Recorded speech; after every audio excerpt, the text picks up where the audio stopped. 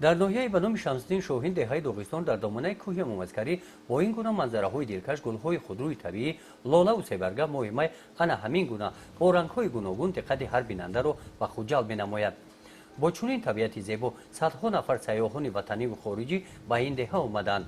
شغل اساسی ساکنان باغداری و هنرمندی میباشد.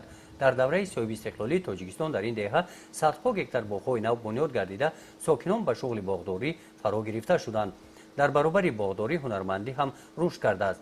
بخشیده به سال رشد سیاحی و هنرهای مردمی با دستگیری اگنتی مهنت و شغل اهالی با جلب هنرمندان محلی زنان و دختران جوان به شغل دهه و شغل دوزندگی، بافندگی و چکندوزی جلب کرده شدند.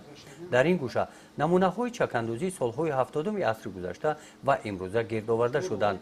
هر نقش مضمون معینی را دارد که در دسترویمال‌های چکنی هنرمند مقصد خود را تصویر نموده است.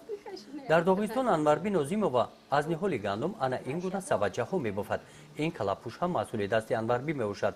زنان و دختران با هنر شیراز بافی، چکندوزی، تاقی‌دوزی، خوراک‌دوزی، کوکل بافی، بالش دوزی، قلمزنی توجهی بلند ظاهر می‌نمایند. مقصد داریم در جماعت دیوتی داغستان در سابق بینای بیمارخانه قطعی داغستان مرکزی تعلیمی سیاسی تشکیل و زنهای بیشغالی که در این قلمرو جماعت زندگانی میکنن اونها رو هم باموزیم و هم مسئولیتی که اون استحصال میکنن به فروش بریم. علاقه دستاوردهای زنهای جماعت دیوتی داغستان در مغازه فروش هنرهای مردمی که در مرکز نویت تشکیل شده است برای فروش به میزبان پیشنهاد کرده شدند. در منطقه کلوب دهه داغستان از قدیم با صنعت کندکاری معروف گشته است. این هنر را امروز این جوانان استاد جبلی جنگی خان و مهریدین شاکیروف ادامه میدهند. از چوب با نقش و نگار ملی محصولات های گوناگون میسازند. این صندوقچه ها، کتابمان و بالاپوش صندوق مسئول کاری آنها میباشد. رجبلی و مهریدین اسباب های موسیقی خلقی دوتار، رباب و نی را هم با صنعت بلند ساخته میتوانند. در جماعت داغستان هنرهای مردمی البته در هر خاندانی مردم داغستان هستند و این چنین مردم داغستان و جماعت داغستان برابر در هنرهای چکندوزی با دیگر هنرمندان هم دارند.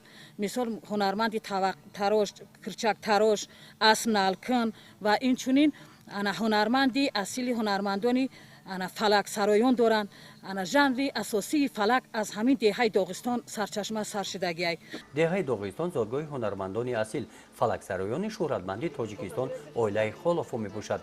این گروه هنری فلک سرایان خانه فرهنگ جماعت دهات بخشیده به روز جوانان تاجیکستان برنامه بزم فلک را پیشکشی ساکنان شهر دوشنبه نمودنی هستند.